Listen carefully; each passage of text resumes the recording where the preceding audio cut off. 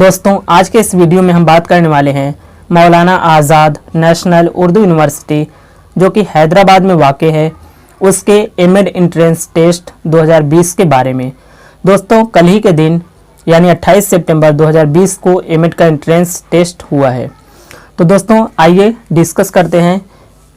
इसमें 100 सवालात दिए गए हैं जिसको अलग अलग पैटर्न में तब्दील किया गया है, जिनमें इल्म तदरीस, आम अंग्रेज़ी, असली तालीमी मसाइल, तफ़हीमी सलाहियत, उर्दू तहरीरी सलाहियत, जबकि हिस्सा बे में तालीम की फ़लसफ़ियाना और समाजी बुनियादें, तालीम की नफ्सियाती बुनियादें, इत्तलाआती और तरसीली टेक्नोलॉजी, मदरसा का इंतज़ाम और माहौलियाती तालीम पर मुश्तमिल सवालात आपसे किए गए हैं। दोस्तों अगर आपने एमएड का एंट्रेंस टेस्ट दिया है तो भी आप इस वीडियो को देखें, और इस एमएड का अगर आप एंट्रेंस एग्ज़ाम देने वाले हैं या फिर देने की तैयारी कर रहे हैं तो भी आप इस वीडियो को ज़रूर देखें, क्योंकि बहुत बार ऐसा होता है कि प्रीवियस ईयर के जो सवालात होते हैं वो रिपीट होते हैं, तो उससे आपको बेनिफिट मिल जाएगा। और दूसरी बात कि आपको आइडिया लग जाएगा कि इसमें किस तरह के या फिर किस पैटर्न पे जो सवालात हैं वो किए जाते हैं। तो दोस्तों वीडियो को बिना स्किप किए लास्ट तक ज़रूर देखें, और अगर आप हमारे चैनल पे नए हैं तो प्लीज़ हमारे चैनल को सब्सक्राइब कर लें और बेल आइकन प्रेस करना ना भूलें ताकि आने वाले वीडियो का नोटिफिकेशन आपको मिल जाए। तो आइए दोस्तों शुरू करते हैं। हिस्सा अलिफ पार्ट ए यानी इल्म तदरीस पेडागोजी। दोस्तों पहला सवाल है, दर्जा झेल में कौन इक्तिसाब का हासिल नहीं है? इसमें 4 ऑप्शंस महारत, इल्म, पुख्तगी और इतलाक। 4 ऑप्शंस में से महारत, इल्म और इतलाक जो है वो इक्तिसाब का हासिल है, यानी इसका आंसर जो होगा वो पुख्तगी हो जाएगा। सवाल नंबर 2 देखें, तदरीसियात यानी पेडागोजी का रास्त ताल्लुक़ किससे है? अगराज से, नफ्स मजमून से, तायुन कद्र से या तरीक़े तदरीस से? तो तदरीसियात का जो रास्त ताल्लुक़ है वो है तरीक़े तदरीस से यानी टीचिंग मेथड से। सवाल नंबर 3 देखें कि बालिदगी और नशोनुमा यानी ग्रोथ एंड डेवलपमेंट का मुताला करने का मौजू तरीन तरीका है? नफ्सियाती तरीका, मुआजना जाती तरीका, तरक्याती तरीका या फिर शुमारियाती तरीका? तो दोस्तों जहाँ तक मुझे लगता है इसका सही ऑप्शन होगा शुमारियाती तरीका यानी ऑप्शन नंबर डी। सवाल नंबर 4 देखें कि दर्जा झेल में से कौन तालीमी तहसील यानी एजुकेशनल अचीवमेंट से मुतालिक नहीं है? वरासत, तजुर्बात, मश्क और ख़ुद इक्तिसाबी। तो दोस्तों आपको मालूम होना चाहिए कि तालीमी तहसील यानी एजुकेशनल अचीवमेंट जो है वो तजुर्बात भी है, ख़ुद इक्तिसाबी भी है, मश्क भी है। तो इसका सही जवाब हो जाएगा वरासत। सवाल नंबर 5, फ़र्द अपनी गलतियों से सीखता है, यह बात किस इक्तिसाबी नज़रिए पर मुबनी है? तो दोस्तों ऑप्शन देखें, नज़रिया आला जाती मशरूतियत, नज़रिया बसीरत, नज़रिया सही व ख़ता, नज़रिया क्लासिकी मशरूतियत। तो दोस्तों इसका सही जवाब होगा नज़रिया सही व ख़ता यानी ट्रायल एंड एरर के ज़रिए इंसान अपनी गलतियों से सीखता है। सवाल नंबर 6 देखें कि बच्चे फितरतन होते हैं। तो दोस्तों तकलीदी यानी इमिटेटिव, तामीरी कंस्ट्रक्टिव, तख़य्युलाती यानी इमेजिनेटिव और तख़रीबी यानी डिस्ट्रक्टिव। तो इसका सही जवाब होगा तख़य्युलाती, क्योंकि बच्चे जो हैं वो इमेजिनेशन के ज़रिए यानी इमेजिनेशन के दुनिया में घूमते रहते हैं, मुब्तला रहते हैं। सवाल नंबर 7 की अगर हम बात करें, किसी मुतय्यन हदफ को पूरा करने के लिए दीगर लोगों को तरगीब दिलाना क्या है? किसी मुतय्यन हदफ को पूरा करने के लिए दीगर लोगों को तरगीब दिलाना क्या है? दोस्तों आप जानते होंगे कि किसी भी मकसद को हासिल करने के लिए प्लानिंग यानी मंसूबाबंदी लाजमी है। यहाँ पे 4 ऑप्शंस दिए गए, मंसूबाबंदी, क़यादत, ज़ब्त और तरतीब व तंजीम। तो मुझे लगता है कि इसका सही जवाब जो है वो मंसूबाबंदी होना चाहिए। अगर किसी अहबाब को अगर इसका सही जवाब मालूम है तो वो कमेंट करके ज़रूर बताएं। दोस्तों अगला सवाल देखें कि ख़ुद तदरीस यानी माइक्रो टीचिंग एक तरबियती है? तरीक़े यानी मेथड, तकनीक यानी टेक्निक, हिकमत अमली यानी स्ट्रेटजी, और ऑप्शन डी है तर्ज रसाई यानी अप्रोच। तो माइक्रो टीचिंग यानी खुद तदरीस जो है वो एक टीचर ट्रेनिंग टेक्निक है। तो इसका सही जवाब होगा ऑप्शन नंबर बी यानी टेक्निक, तकनीक। सवाल नंबर 9 की अगर हम बात करें तो कनिंघम की बयान करदा निसाब तालीम की तारीफ में स्कूल के लिए कौन सा लफ्ज़ इस्तेमाल किया गया है? गुलशन, फितरत, समाज या स्टूडियो। तो दोस्तों कनिंघम के बयान करदा निसाब यानी तालीम की तारीफ में स्कूल को समाज यानी कि सोसाइटी कहा गया है। इसका जवाब जो है वो सी होगा, ऑप्शन नंबर सी समाज इसका जवाब सही जवाब है। दोस्तों इल्म तदरीस का आखिरी सवाल देखें कि आसान से मुश्किल की तरफ चलो यानी proceed from easy too difficult, यह एक तदरीसी गुर है, तरीका है, उसूल है या फिर तकनीक है? तो दोस्तों आप सभी लोग जानते हैं कि इंडक्टिव और डिडक्टिव मेथड जिसको एरिस्टोटल ने दिया था, तो उसी का एक ये क्या है, वो सब मेथड हैं यानी वो टीचिंग मेथड्स हैं। तो ये यहाँ पे ऑप्शन बी सही हो जाएगा, तरीका यानी मेथड है। आसान से मुश्किल की तरफ चलो, proceed from easy too difficult, यह एक तदरीसी तरीका है। तो दोस्तों यहाँ पे हमने बात की इल्म तदरीस यानी पेडागोजी से मुतालिक 10 सवालात के बारे में। अब आइए देखते हैं जनरल इंग्लिश यानी आम अंग्रेज़ी। सवाल number 11, mister Abdul Hannan teaches mathematics dash science.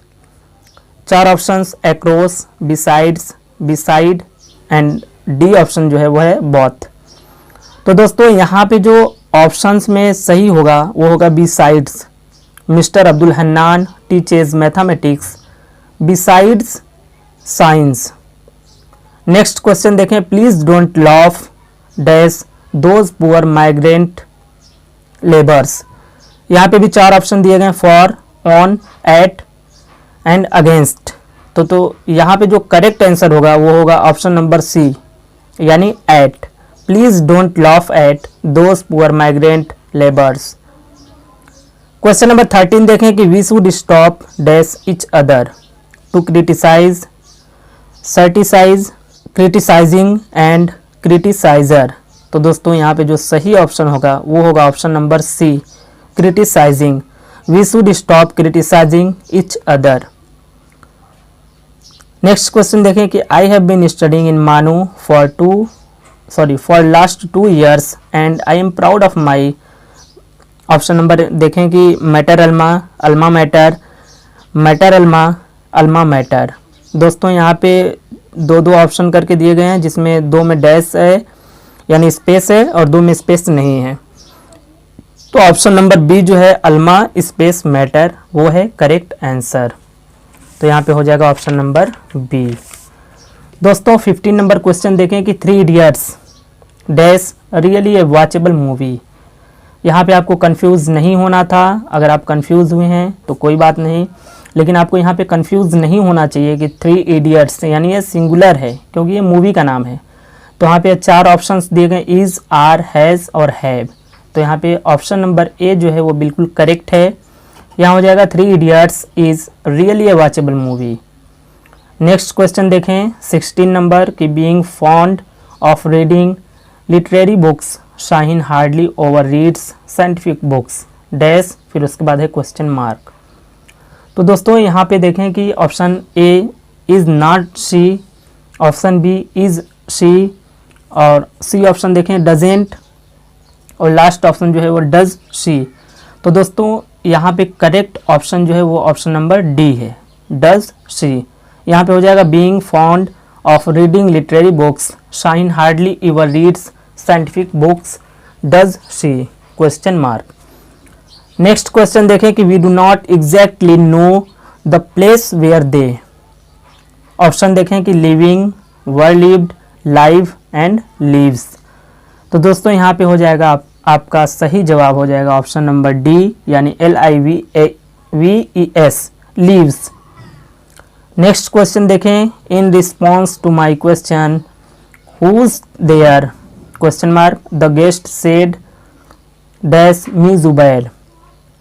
यहाँ पे भी 4 ऑप्शंस आपको नज़र आ रहे होंगे। पहला ऑप्शन है इट्स, दूसरा हीज, तीसरा आई एम और चौथा हियर। तो यहाँ पे जो सही जवाब होगा वो होगा it's. In response to my questions who is there, the guest said it's me Zubair. Question number 19 देखें कि Suman achieved dash position her examination. यहाँ पे बहुत ज़्यादा आपको कंफ्यूज किया गया है, यहाँ पे मीनिंग का हेर फेर है, तो इससे आपको कंफ्यूज नहीं होना था। ऑप्शन देखें कि TWELTH 12th, option number B है TVELTH 12th, ऑप्शन सी है TWOELTH 12th and last option है TWELFTH। तो दोस्तों लास्ट ऑप्शन जो है डी यानी TWELFTH वो है करेक्ट आंसर। तो यहाँ पे हो जाएगा Suman achieved 12th position in her examination. General English यानी आम अंग्रेजी का आखिरी सवाल देखें, सवाल नंबर 20, which word is the closest to vista from meaning point of view, यानी मीनिंग पॉइंट ऑफ व्यू से which word is the closest to vista. तो यहाँ पे 4 ऑप्शंस दिए गए, heaven, view, river and rain. तो यहाँ पे जो है वो आपका ऑप्शन नंबर बी सही होगा, यानी व्यू सही होगा। दोस्तों अब बात करते हैं असली तालीमी मसाइल यानी कंटेम्प्रेरी एजुकेशनल प्रॉब्लम्स। सवाल नंबर 21 देखें कि वजारत फ़रोग़ इंसानी वसाइल ने डाइट को तक़वियत देने के गरज से बतौर ख़ास कौन सा टीचर ऐप शुरू किया था। तो यहाँ पे दोस्तों टीचर ऐप के बारे में बात की जा रही है कि डाइट ने कौन सा टीचर ऐप जो है वो टीचर्स के लिए लॉन्च किया था। यहाँ पे 4 ऑप्शंस आपके सामने नज़र आ रहे होंगे। पहला है शिक्षक, दूसरा प्रशिक्षक, तीसरा है विद्या और चौथा है गुरु। दोस्तों इसको मैंने सर्च किया लेकिन ये मुझे नज़र नहीं आया। अगर आप अहबाब में से किसी को भी इसकी जानकारी है तो प्लीज़ कमेंट करके ज़रूर बताएं। अगला क्वेश्चन देखें कि किस प्रोजेक्ट के तहत माइक्रोसॉफ्ट ने 12 रियासतों के सरकारी स्कूलों 7.7 लाख से ज़ायद असातिज़ा को इत्तलाआती टेक्नोलॉजी से आरास्ता किया है। इसमें 4 ऑप्शंस दिए गए, प्रोजेक्ट शिक्षा, प्रोजेक्ट ज्ञान, प्रोजेक्ट ज्योति और प्रोजेक्ट रुचि। तो दोस्तों इसका भी जवाब मुझे नहीं मिला। अगर आप में से किसी को भी इसका इल्म हो तो प्लीज़ कमेंट करके ज़रूर बताएं। दोस्तों नेक्स्ट क्वेश्चन देखें 23rd यानी 23 नंबर सवाल देखें, मरकज़ी जामा बनाम नेशनल स्पोर्ट यूनिवर्सिटी किस मकाम पर कायम की गई। ऑप्शन में शिलांग, एजाविल, इम्फाल और सागर। तो दोस्तों इसका सही जवाब होगा इम्फाल, यानी मणिपुर में नेशनल स्पोर्ट्स यूनिवर्सिटी का कयाम हुआ था। अगला क्वेश्चन देखें कि the central advisory board of education के मौजूदा सदर कौन हैं। श्री रामनाथ कोविंद, श्री नरेंद्र मोदी, श्री प्रकाश जावड़ेकर या श्री डॉक्टर रमेश पोखरियाल। तो दोस्तों इसका सही जवाब होगा the central advisory board of education का कयाम जो है 1920 ईस्वी में किया गया था और इसके जो सदर हैं मौजूदा वो हैं डॉक्टर रमेश पोखरियाल। 25 नंबर सवाल देखें कि NCERT के तहत रीजनल इंस्टीट्यूट ऑफ एजुकेशन का कयाम कब अमल में आया था। Option A 1947, option B 1961, option C 1963 और ऑप्शन डी 1986। तो दोस्तों NCERT के तहत रीजनल इंस्टीट्यूट ऑफ एजुकेशनल का कयाम सन 1963 ईस्वी में हुआ था। नेक्स्ट क्वेश्चन देखें क्वेश्चन नंबर 26 यानी 26 नंबर सवाल की अगर हम बात करें तो NEP national education policy 2019 draft के मुताबिक क़ब्ल अज़-तहतानवी तालीम यानी प्री प्राइमरी एजुकेशन की आलमगीरियत कब तक की जाएगी। सन 2025, 2024, 2023 या 2022। तो दोस्तों इसका सही जवाब होगा 2025, यानी ऑप्शन नंबर ए है जो इसका सही जवाब है। सवाल नंबर 27 देखें कि तालाबंदी यानी लॉकडाउन के दौरान ऑनलाइन क्लासेस के लिए इस्तेमाल किए जाने वाले ऐप्स बुनियादी तौर पर किस मकसद के लिए तैयार किए गए हैं। तफरीह, इंसराम, मीटिंग या कॉन्फ्रेंस। तो दोस्तों मुझे लगता है कि इसका ऑप्शन डी या बी ज़्यादा लग रहा है कि इसका ऑप्शन डी सही होगा। अगला सवाल देखें, एकलव्य स्कूल का क़याम मरकज़ी हुकूमत किन तलबा के लिए करना चाहती है? ज़हीन तलबा के लिए, कमज़ोर तलबा के लिए, अक़लियती यानी माइनॉरिटी के लिए, SC ST के लिए। तो इसका सही जवाब है SC ST के लिए, यानी ऑप्शन नंबर डी जो है वो राइट आंसर है। दोस्तों 29 नंबर सवाल देखिए कि NEP national education policy 2019 draft के मुताबिक मौजूदा यानी राष्ट्रीय शिक्षा आयोग का सदर कौन होगा? सदर जमहूरिया, वज़ीर आज़म, वज़ीर फ़रोग़ इंसानी वसाइल या फिर UGC चेयरमैन। तो इसका सही जवाब होगा UGC चेयरमैन मेरे हिसाब से। दोस्तों अगर आप इसका भी सही आंसर जानते हैं तो प्लीज़ कमेंट ज़रूर करें। अगला सवाल देखें कि भारतीय आधुनिक शिक्षा किस इदारे के जरीद यानी जनरल है? तो दोस्तों भारतीय आधुनिक शिक्षा की अगर हम बात करें तो यहाँ पे 4 ऑप्शंस दिए गए हैं, NCTE, NCERT, UGC और MHRD। तो इसका सही जवाब होगा NCERT। दोस्तों अब बात करते हैं तफ़हीमी सलाहियत यानी कम्प्रीहेंसन। इसमें आपको 10 सवालात दिए जाते हैं जिसका जवाब आपको इस पैराग्राफ के मुताबिक देना होता है। तो आइए दोस्तों पहले इस पैराग्राफ का मुताला करते हैं। कायनात आलम में ज़िंदगी की लहर को मैं एक वसी समंदर तस्वूर करता हूँ जिसमें छोटी छोटी मौजें नामालूम तौर पर मारूज़ व वजूद में आती हैं। यह मौजें महदूद और गैर मुश्तरका इनफरादी हैसियतों में एक दूसरे से ऐसा रब्त रखती हैं जो बज़ाहिर नज़र नहीं आता। हर मौज बजाय ख़ुद एक आलम है, ताहम वह अपने जैसे दूसरे आलमों के साथ मरबूत है। ज़िंदगी के इन 2 इब्तदाई और उसूली नज़रियों को कायम करने में यूरोप के फ़लसफ़ियों को कई सदियां दरकार हुईं, लेकिन कुरान मजीद इस नज़रिए को निहायत खूबसूरती के साथ ज़ाहिर करता है। और हमने पैदा किया तुमको नफ्स वाहिद से। यह ज़ाहिर है कि हर मौज समंदर में रहकर अपनी इनफरादी हैसियत कायम रखती है और समंदर से अलग होकर अपना वजूद खो बैठती है।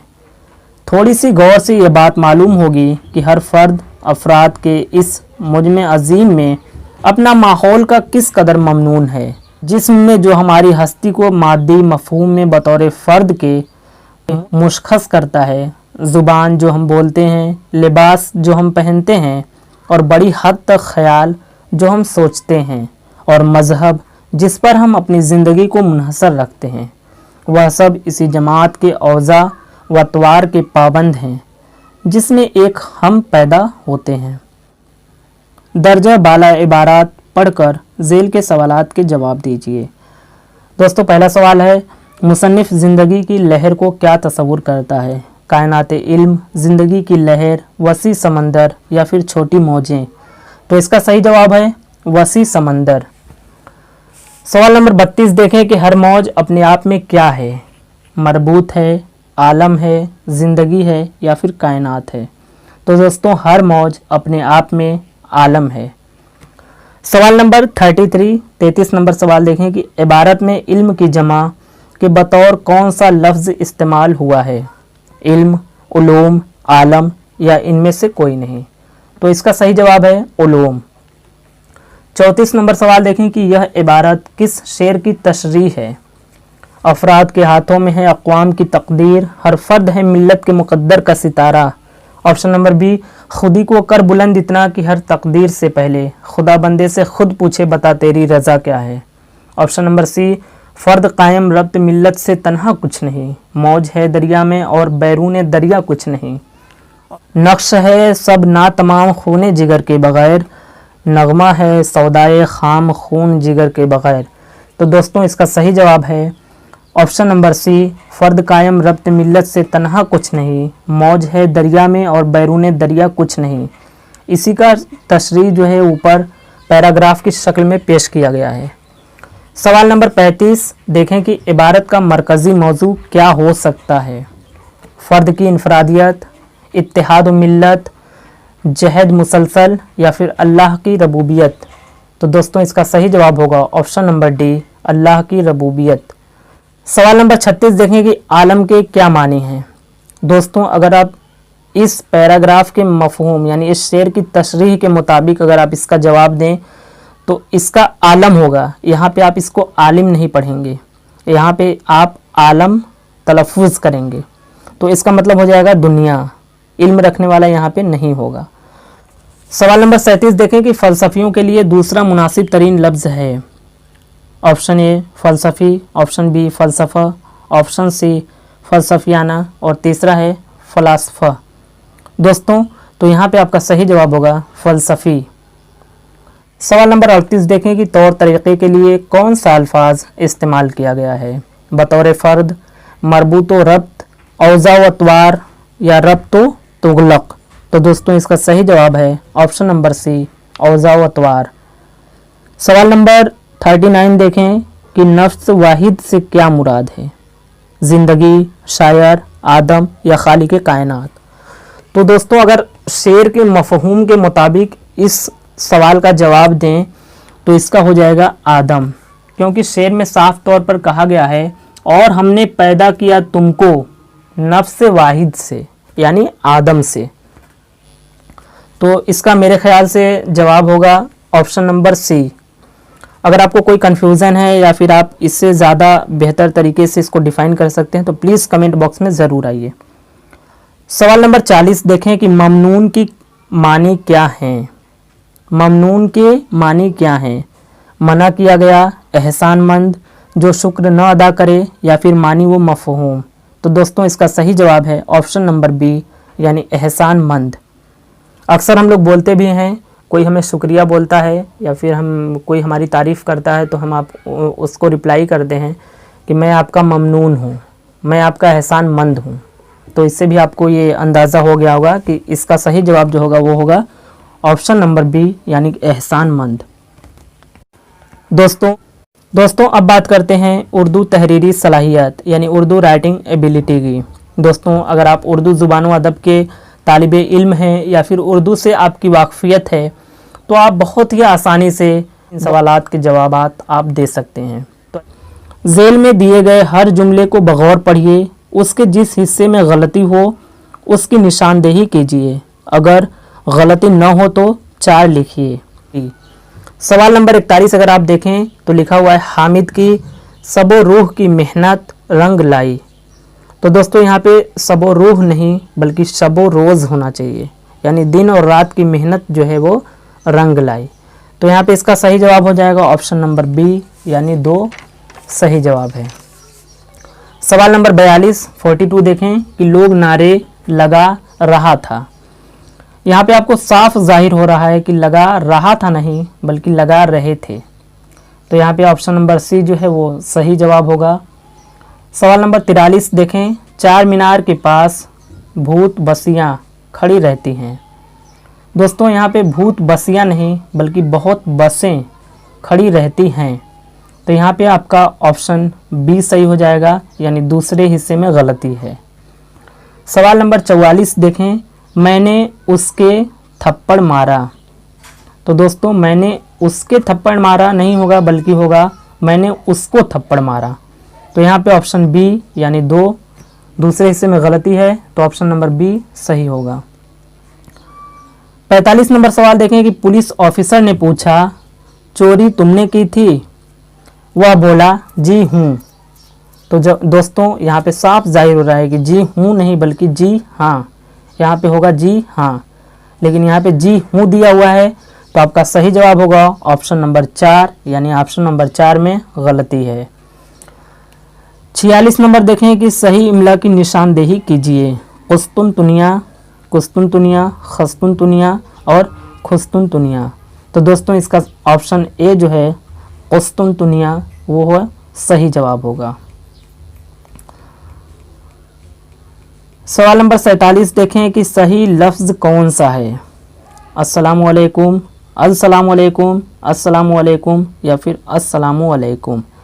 तो दोस्तों इसका सही जवाब होगा ऑप्शन बी अलिफ लाम, सीन लाम, अलिफ मीम, ऐन, लाम य, काफ और मीम। दोस्तों अब बात करते हैं सवाल नंबर 48 यानी सवाल नंबर 48 के बारे में। इनमें सही मिसरा कौन सा है? दोस्तों इस सवाल ने मुझे बहुत ज़्यादा कंफ्यूज किया, यहाँ तक कि जब तक मैंने इसको देख नहीं लिया कि इसका सही जवाब यानी क्या होगा तब तक मुझे कन्फ्यूज़न थी। यहाँ पे देखें ऑप्शन नंबर ए में दिया हुआ है गुलामी में काम आती है न शमशीरें न तदबीरें। ऑप्शन बी में दिया हुआ है गुलामी में न काम आती हैं शमशीरें और तदबीरें। ऑप्शन सी दिया हुआ गुलामी में काम आती हैं शमशीरें न तदबीरें। और ऑप्शन डी दिया हुआ है गुलामी में न काम आती हैं शमशीरें न तदबीरें। तो दोस्तों इसका सही जवाब होगा गुलामी में न काम आती हैं शमशीरें न तदबीरें, यानी ऑप्शन नंबर डी। सवाल नंबर 49 देखें कि सही मुहावरा क्या है।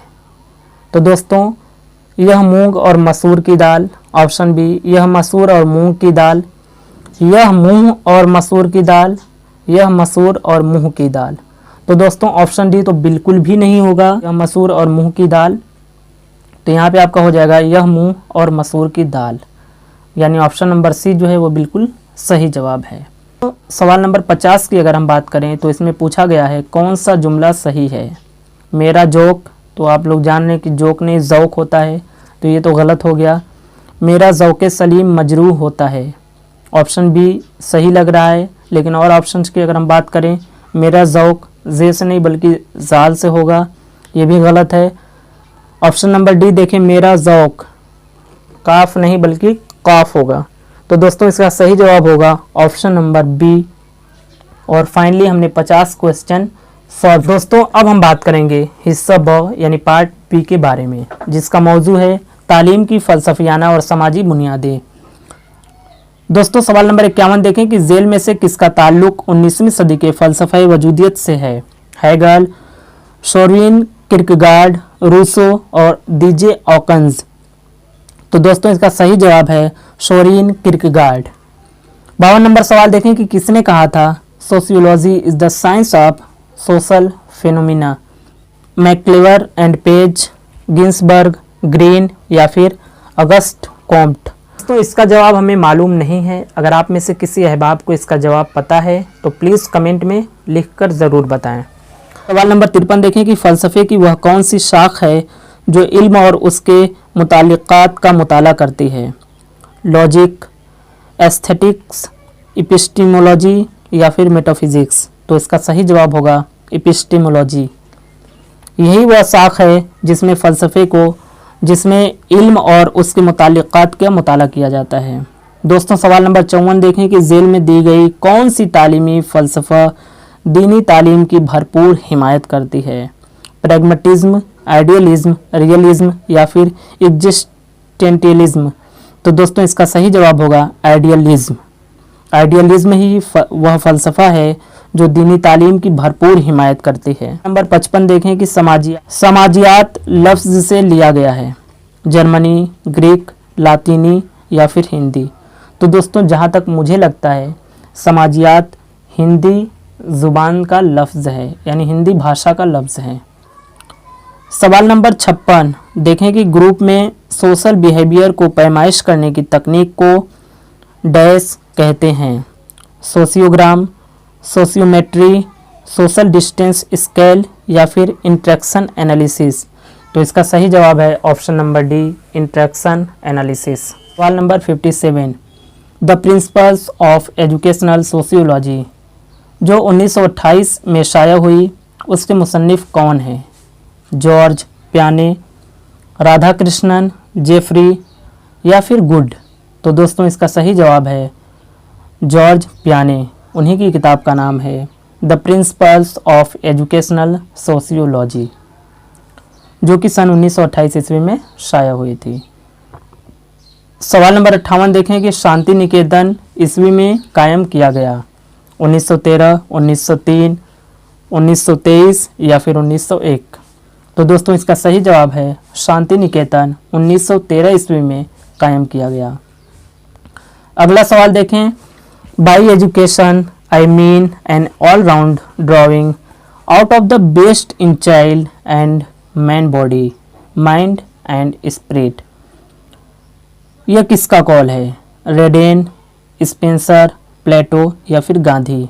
तो दोस्तों इसका सही जवाब है ऑप्शन नंबर डी, यानी गांधी जी।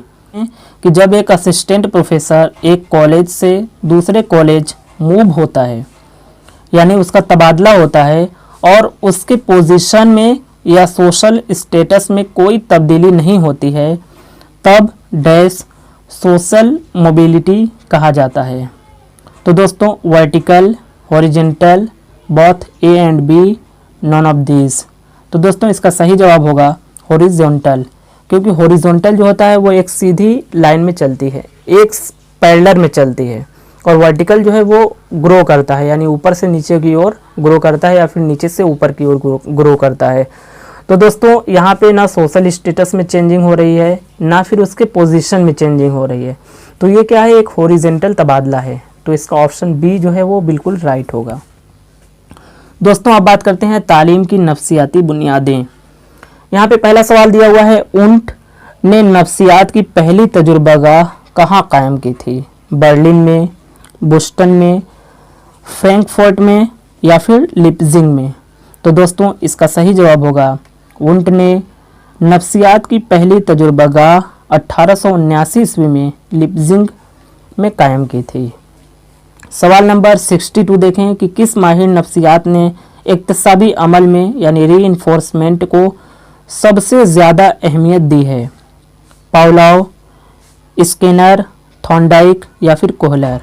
तो दोस्तों इसका सही जवाब है ऑप्शन बी, स्किनर ने। दोस्तों सवाल नंबर 63 यानी 63 देखें कि पियाजे के मुताबिक ठोस कार्रवाई का मरहला यानी स्टेज ऑफ कंक्रीट ऑपरेशन उम्र की सतह से मुताल्लिक है?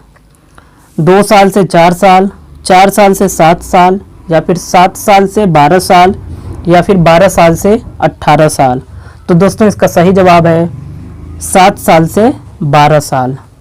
पियाजे के मुताबिक स्टेज ऑफ कंक्रीट ऑपरेशन की जो एज है वो है 7 साल से 11 साल, लेकिन यहाँ पे ऑप्शन में 7 साल से 11 साल नहीं दिया गया है, तो इसलिए इसका जवाब जो है ऑप्शन सी सही होगा, 7 साल से 12 साल।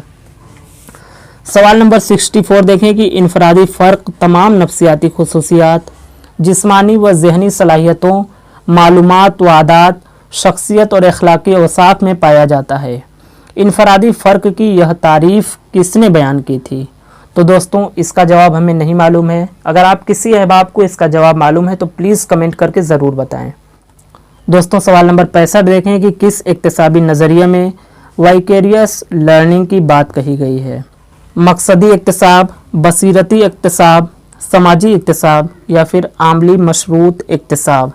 तो दोस्तों मुझे लगता है कि इसका सही जवाब होना चाहिए समाजी इक्तिसाब, but I am not sure. अगर आप श्योर हैं तो प्लीज़ कमेंट में कमेंट ज़रूर कर दें। नेक्स्ट क्वेश्चन देखें 66 की दुरूनी शख्सी फ़र्क से मुराद है? एक फ़र्द की सलाहियतों में फ़र्क, 2 फ़र्द की सलाहियतों में फ़र्क, 3 अफराद की सलाहियतों में फ़र्क या फिर कसीर अफराद की सलाहियतों में फ़र्क? तो दोस्तों इसका सही जवाब होगा ऑप्शन नंबर बी, 2 अफराद की सलाहियतों में फ़र्क। नेक्स्ट क्वेश्चन देखें 67 की इक्तिसाब की मुंतकली का आम और ख़ास अनासिर का नज़रिया किसने दिया था? यानी जो जीएस फैक्टर थ्योरी थी, जीएस थ्योरी थी, जनरल और स्पेसिफिक, उसको किसने दिया था? कोहलर, थॉर्नडाइक, स्पीयरमैन या फिर स्किनर? तो दोस्तों इसका सही जवाब होगा स्पीयरमैन। नेक्स्ट क्वेश्चन देखें 68 की सिगमंड फ्रायड के नज़रिए तहलील नफ्सी के किस दौर में ओडिपस कॉम्प्लेक्स परवान चढ़ता है? एनल में, फैलिक में, लेटेंसी में या जेनिटल में? तो दोस्तों इसका सही जवाब होगा option number B, phallic stage में। दोस्तों 69 क्वेश्चन देखें कि थेमेटिक एप्रिसिएप्शन टेस्ट यानी टेट किसने पेश किया?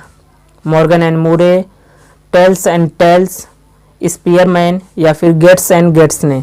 तो दोस्तों इसका सही जवाब है option number A, Morgan and Moore ने। अगला सवाल देखें सवाल नंबर 70 की इरिक्सन के नफ्सी समाजी नशोनुमा नज़रिए के मुताबिक 40 से 50 साल की उम्र के ज़माने में दर्जा झेल में कौन सी जुबिलत पाई जाती है? पहला ऑप्शन है ट्रस्ट वर्सेज मिसट्रस्ट, दूसरा ऑप्शन है autonomous versus shame and doubt, तीसरा है आइडेंटिटी वर्सेज मोर कन्फ्यूज़न और चौथा है जनरेटिविटी वर्सेज स्टैग्नेशन। तो दोस्तों आप सभी जानते हैं कि इरेक्शन की जो थ्योरी है उसको 8 स्टेज में डिवाइड किया गया है। उसका पहला स्टेज ट्रस्ट वर्सेज मिसट्रस्ट है, और दूसरा autonomy versus shame and doubt है, और जो आइडेंटिटी वर्सेज कंफ्यूजन दिया गया एडोलसेंस एज में होता है। तो इसका ऑप्शन जो 4 यानी ऑप्शन डी जो है वो सही होगा, जनरेटिविटी वर्सेज स्टैग्नेशन। ये इरेक्शन के थ्योरी का 7वां मरहला है। दोस्तों अब बात करते हैं इत्तलाती व तरसीली टेक्नोलॉजी। इसमें आप देखें सवाल नंबर 71 कि ईडूसैट यानी EDUSAT को इसरो ने कब लॉन्च किया। दोस्तों ये रिपीटेड क्वेश्चन है। 20 सितंबर 2004, 15 अक्टूबर 2002, 20 सितंबर 2002 या फिर 15 अक्टूबर 2004। तो दोस्तों इसका सही जवाब होगा 20 सितंबर 2004 यानी ए ऑप्शन जो है वो सही है। दोस्तों सवाल नंबर 72 देखें कि OER से मुराद है open education research, open education resource, open education regular या फिर ओपन एजुकेशन रेगुलराइजेशन। तो दोस्तों इसका जवाब होगा सही बी, ओपन एजुकेशन रिसोर्स, यानी रिसोर्सेज भी कह सकते हैं या रिसोर्स कहें, तो इसका जवाब बी सही होगा। दोस्तों सवाल नंबर 73 देखें कि तायुन कद्र के अमल में मुनज़्ज़म तौर पर इलेक्ट्रॉनिक सबूत, जिसमें एक इलेक्ट्रॉनिक फ़ाइल, तस्वीर, मल्टीमीडिया और लिंक्स वगैरह शामिल होते हैं, क्या कहलाता है। ई कॉमर्स, ई लर्निंग, ई पोर्टफोलियो या फिर ई कैलकुलेटर। तो दोस्तों इसका जवाब सही होगा सी यानी ई पोर्टफोलियो। तो सवाल नंबर 74 की अगर हम बात करें, यहाँ पे पूछा जा रहा है एप्स का मुखफ़फ़ है। Option A approximation, option B apple, option C appropriate, option D applications. तो दोस्तों इसका सही जवाब है एप्लीकेशंस। सवाल नंबर 75 की अगर हम बात करें, लेक्चर ऑनलाइन दिया जाता है और घर का काम यानी होमवर्क क्लास में कराया जाता है। इस तरीके की तदरीस क्या कहलाती है। Online learning, blended learning, flipped learning या फिर कोऑपरेटिव लर्निंग। दोस्तों इसका जवाब आपको देना है। इसका जवाब आप कमेंट करके ज़रूर बताएं। क्वेश्चन नंबर 76 देखें कि स्प्रेडशीट किस में पाए जाते हैं। MS वर्ड में, MS एक्सेल में, MS पावर पॉइंट में या फिर MS ऑफिस में। तो दोस्तों इसका जवाब होगा MS एक्सेल। सवाल नंबर 77 देखें कि मवाद को कंप्यूटर की ज़ुबान में क्या कहते हैं। टेक्स्ट, टास्क, टूल बार या फिर टेक्सचुअल। तो इसका जवाब होगा टेक्स्ट, यानी ऑप्शन ए जो है वो बिल्कुल सही जवाब है। 78 नंबर क्वेश्चन देखें कि तदरीस के लिए प्रेजेंटेशन स्लाइड्स किस में तैयार की जाती है। MS पब्लिशर में, MS वर्ड में, MS एक्सेल में या फिर MS पावर पॉइंट में। तो इसका जवाब सही होगा option number D, MS power point में। सवाल नंबर 79 देखें कि ऑनलाइन कॉन्फ्रेंसिंग इनमें से किसकी मिसाल है। तो दोस्तों ऑनलाइन कॉन्फ्रेंसिंग जो है वो किसकी मिसाल है। 4 ऑप्शंस दिए गए हैं, असाइनोक्रोनस लर्निंग, साइनोक्रोनस लर्निंग, ऑफलाइन लर्निंग और इनमें से कोई नहीं। तो दोस्तों इसका सही जवाब है असाइनोक्रोनस लर्निंग। क्वेश्चन नंबर 80 देखें, लैन, मैन, वैन यह सारे क्या कहलाते हैं। Operating system, programming, networking system या इनमें से कोई नहीं। तो दोस्तों इसका सही जवाब है option number C, networking system, क्योंकि ये क्या है, लोकल एरिया नेटवर्क, ये एक नेटवर्क है, तो ये नेटवर्किंग सिस्टम है। तो इसका सही जवाब होगा option number C, networking system. तो अब बात करते हैं मदरसे का इंतज़ाम। दोस्तों 81, 82 और 83, 84 का जवाब जो है वो हमें नहीं मिल पाया है। अगर आप किसी अहबाब को इसका जवाब पता हो तो प्लीज़ कमेंट करके ज़रूर बताएं। आइए आगे देखते हैं क्वेश्चन नंबर 85। किसी भी मदरसा में साइंस क्लब की कामयाबी का इन्हिसार होता है। दोस्तों पहला ऑप्शन है तलबा पर, दूसरा असातिज़ा पर, तीसरा सदर मुदर्रिस पर और चौथा इन तमाम पर। तो इसका सही जवाब होगा इन तमाम पर। सवाल नंबर 86 देखें कि किसी भी मदरसा के मसाइल का हंगामी सूरत में हल किया जा सकता है। अमली तहकीक के ज़रिए, मुशाहिदे के ज़रिए तजुर्बात के ज़रिए या फिर साबका मसाइल के रोशनी में। तो इसका सही जवाब होगा अमली तहकीक के ज़रिए यानी एक्शन रिसर्च के ज़रिए। दोस्तों क्वेश्चन नंबर 87 देखें कि CBSE का कायम इस सन में हुआ। तो CBSE कब कायम हुई? तो इसका जवाब होगा, यहाँ पे 4 ऑप्शंस दिए गए, 1960, 1962, 1964 और 1965। तो दोस्तों इसका सही जवाब है 3 नवंबर सन 1962 में। क्वेश्चन नंबर 88 देखें कि मदरसा को एक समाजी इजाद कहा जा सकता है जिसका मकसद बच्चों की मखसूस तदरीस है। यह किसके मुताबिक है? ओटवे के मुताबिक, KG सैयदैन के मुताबिक, रायबर्न के मुताबिक या HG स्ट्रीट के मुताबिक। तो दोस्तों मुझे लगता है कि ये जो कॉल है वो HG स्ट्रीट के मुताबिक है, बाकी इस क्वेश्चन पे मैं श्योर नहीं हूँ। क्वेश्चन नंबर 89 देखें कि स्कूल प्लांट से क्या मुराद है? मदरसे को एक बामकसद इदारा कहते हैं, मदरसा इंतज़ामिया को कहते हैं, असातिज़ा और तलबा को कहते हैं, मदरसा के हमजहत पहलुओं को कहते हैं। तो दोस्तों इसका सही जवाब होगा असातिज़ा और तलबा को कहते हैं। दोस्तों सवाल नंबर 90 देखें कि तीसरी जदीद तालीमी पॉलिसी जो डॉक्टर कस्तूरी रंजन कमेटी रिपोर्ट की सिफारिशात पेश की गई थी वो कब पेश की गई थी? ऑप्शन ए 31 मई 2019, ऑप्शन बी 1 जून 2019, ऑप्शन सी 15 अगस्त 1919, ऑप्शन डी 30 जून 2020। तो इसका सही जवाब होगा 31 मई 2019 यानी ऑप्शन नंबर ए। दोस्तों अब बात करते हैं माहौलियाती तालीम। सवाल नंबर 91 देखें कि माहौलियाना यानी इकोलॉजी इस्तिलाह को जेल ने दिया, हैकल ने, टेंसले ने, ओडम ने या फिर रामदेव मिश्रा ने। तो इसका सही जवाब होगा ऑप्शन नंबर सी ओडम ने। दोस्तों सवाल नंबर 92 देखें कि इर्तिका इवैल्यूएशन पर ओरिजिन्स ऑफ स्पेसीज नामी किताब के मुसन्निफ इनमें से कौन है?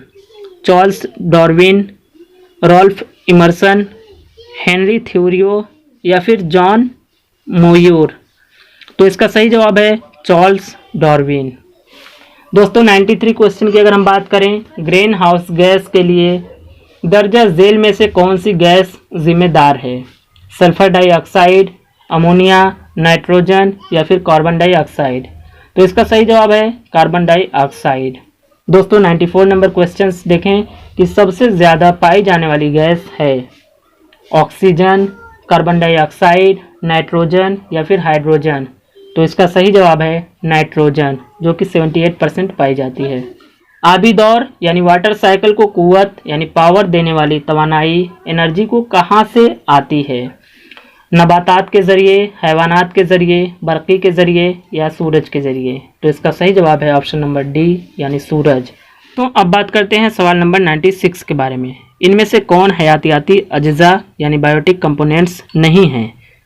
हैवानात, नबातात, हवा या इंसान। तो दोस्तों इसका सही जवाब होगा हवा यानी एयर। दोस्तों अब बात करते हैं सवाल नंबर 97 के।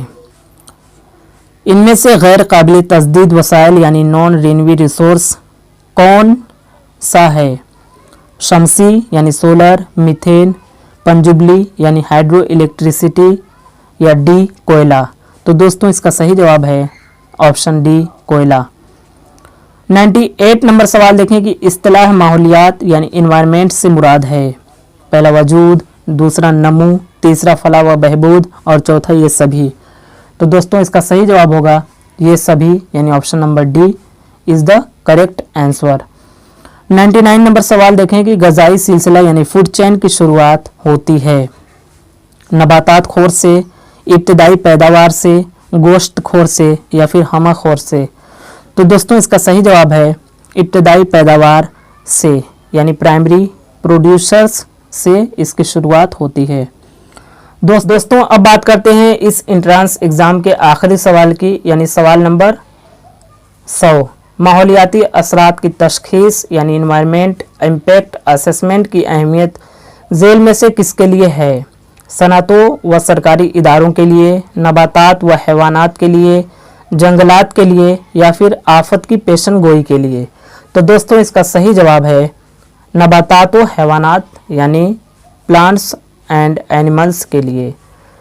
तो दोस्तों ये था एमएड एंट्रेंस एग्ज़ाम 2020 जो कि मौलाना आज़ाद नेशनल उर्दू यूनिवर्सिटी का एंट्रेंस टेस्ट का क्वेश्चन पेपर था जिसको हमने सॉल्व किया। दोस्तों अगर इसमें कुछ गलती हुई हो तो आप उसका सुधार ज़रूर करें, कमेंट के ज़रिए कर सकते हैं। तो दोस्तों आई होप कि ये वीडियो आपको पसंद आया होगा। अगर आपको ये वीडियो पसंद आया तो प्लीज़ हमारे चैनल को सब्सक्राइब कर लें और बेल आइकन को प्रेस करना ना भूलें। और दोस्तों लाइक का बटन ज़रूर दबा दें ताकि हमें वीडियो बनाने में हौसला मिलता रहे। Thank you so much.